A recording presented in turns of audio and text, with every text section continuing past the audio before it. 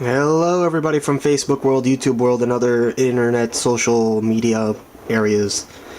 After having a conversation last night with a person who was very interested in comics, I decided that I should probably go ahead and make this video. I've been planning to make it for a little bit, and this is probably going to be a series of them. That's just going to go into detail of like the different books that I own and collect, and what they're about, and things like that, just to for a little bit of shelf porn for one, and two, just to get people to know like all the different kinds of comics there are, because there's a lot of different kinds, more than just the superhero kind and, you know, anime. But anyway, I'm gonna go ahead and get started here. Let's start. Okay, starting from the top being more the odd-shaped books that I have are The Amazing Screw-On Head and Other Curious Objects by Mick Mignola. Anyone who knows Mick Mignola, he does the art and story. It's pretty much Hellboy. That's the guy who created this series and responsible for a great amount of it. This particular book is really just made, in my opinion, just for die-hard, Mick Mignola fans, because it's, you know, it's very pretty. It has great art. That alone is enough to get it. But its story is just, you know, a bunch of random stories put together that he wrote with his daughter. So it's more, like I said, just made for his fans and things like that, and of course people who like his art. Okay, this is the next one. This is called The Devil's Panties by Jenny Breeden, I believe. Now, this is actually a webcomic that you can go online and pretty much get the whole series for free if you want to just read through it. This is a comic, basically, it's a journal webcomic, or at least not entire, in kind of a mix of match. He doesn't cover everything in her life, but it goes through like relationships, friends she's meet, her travels, and she is, you know, in like many webcomic journals, you know, mostly about her life being an artist and how she deals with it and things like that. And it's over 4 volumes, about a year a piece. A whole bunch of different events, things like that happen. The art's, you know, it's functional, it's pretty, it gets a lot better towards the later in the series, although it's the same basic style. This one's really great if you are, you know, just a female webcomic nerd, or you just, you know, don't think there's enough girls doing comics. This is, or just like journal comics, this is all fits under that. I hope to get more of these. Actually, one of the big comics I like reading right now are webcomics written by women and things like this, so definitely going to be getting more of this in the future. But this is the current series I have.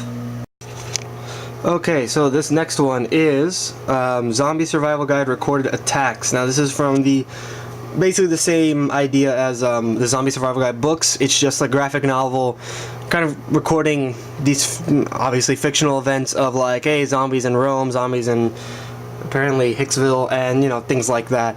It's it was a pretty interesting book. It's more for, you know, if you like the Zombie Survival Guide book and you want to get, you know, want to add to that collection, it's a good place to go to.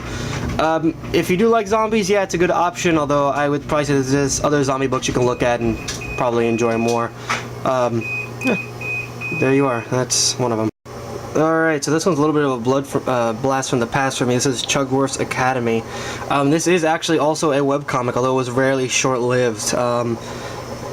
Kind of like Empowered before. It really has a plot that almost makes no sense. It's more just this revolving cast of characters and just ridiculous hijinks, if you will.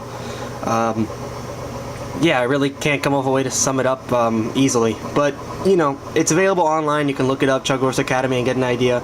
Really great for your otaku in your life. Or just, you know, if you're an otaku and bored and on the internet. Alright, so this is one of my favorite indie books right here. Well, an indie book I really enjoyed. This is called The Damned. This is a book by Oni Press, which, if you're not familiar with them, they're the people that did the Scott Pilgrim series and things like that. Well, the company that published them. Now, this series is really great because it combines basically crime noir, you know, mobsters, gangsters, all that stuff in that era, with demons, basically. And it sounds weird, but yeah, like basically the majority of the crime families are actually demons. They're just devils that, you know, deal in soul trafficking and all this other stuff. And there's a lot of people that live in this town where they are, and they all curse. So the main character, for instance, he's incapable of, well, he can die. As you can see in his face, he has lots of different scars and things like that. And basically, whenever he's killed, he's if anyone touches him, they die in his stead, and he comes back to life. That's actually the beginning of the story. Is that he's found dead, you know, in a ditch somewhere, and some guy touches him for like the mob, and then he comes back and the other guy dies. And he's a detective basically, and he just kind of deals with these other people. There's you know, fortune tellers that can actually tell the future, just weird cursed people like him. And just to show the art real quick, because the art's great, you know, very crime noirish, very cool. You know, let me see if I can find, yeah, there he is, just checking an abandoned building. Yeah, there's another cursed person right there. So yeah, great art. You know, you like crime, you like, you know, stories with demons and things like that. This book works for a lot of different people, and it has great writing and everything else, so highly recommend this. It's hard to find, you only gotta get it online, but yeah, if you want something with crime and demons, or just looking for something new in crime, this is a good book for you. Okay, towards the end of my top shelf, which I guess is the odd size books in my collection. They don't fit the traditional trade size. This is one I'm gonna be looking forward to. Sorry about the crazy zoom there. This is Octopus Pie, There Are No Stars in Brooklyn by Meredith Grand. Now, this is another one of those webcomics written by women that are just incredible to me right now, and it's still ongoing. It's still available online. I highly recommend you get it there. The story basically revolves around this character right here, and it's basically her just ridiculous life living in Brooklyn. It's not real. It's not a journal comic at all. It's very much fictional, but it's like a random, really insane, like kind of Daria-esque person, but more grown up and just shenanigans through the roof. So like she ends up ditching her boyfriend and ends up living with her pot friend who bakes, and she owns a company called Bacon Bakes. The art is amazing, the jokes are amazing. This book is amazing for anybody who loves, like, this really is an indie comic through and through. The humor's indie, the subject matter, the jokes, it's just an incredible book, and it's probably I can recommend this almost to anybody that just likes humor, or just likes, you know, things like Garden State and stuff like that. That's really where this kind of humor is just like a crazy version of Garden State humor, and Little Miss Sunshine and stuff like that. It's just awesome. So I highly recommend this book. If you don't believe me, just get it. Go online. Go to the Octopus website. Go to the first storyline, and just start reading. And I'm pretty sure you'll end up liking it. It's a great series. Okay, last but not least, the only reason it's really on the end here is just because it is.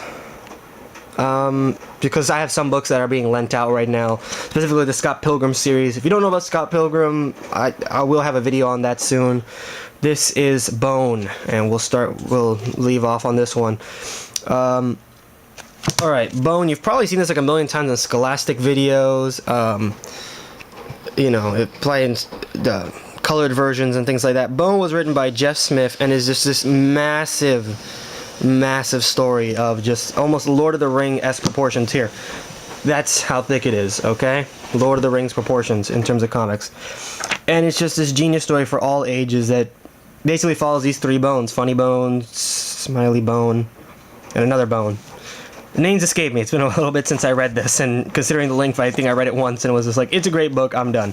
But it's really very much like a Lord of the Rings, although don't take it all the way. It's not a Lord of the Rings ripoff or even entirely like it. It's just in that kind of setting of just epic feudal era storyline, and then mixed in with just, I don't know, it's really, I guess that's the easiest way to explain it, it's Lord of the Rings. I don't have the vernacular to explain it any other way. It's just huge. Just basically follow these stories, and they get caught up in this like giant event about them being like the bringers of the end of the world, and there's just all these revolving casts of characters and like a couple of years of history going on here, and it really ends beautifully. It's just a great series. Highly recommended for young people if you want to get them, you know, hey, here's a comic or something. Seriously, you get them this shit and they are good for an entire road trip.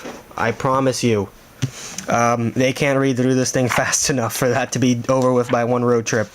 And you can also, they also sell them in like more colored bounds, more like I said, scholastic versions. But it's a good series. I realize it's not that great of a review, but it's good. And like I said earlier, that is the top shelf. I'm missing a couple of books just because they're being lent out, and that's okay. That's the whole point of me making this, and for me to lend out videos for people to read this stuff and enjoy it. So moving down, elevator effect. All right, and we start here. There we go.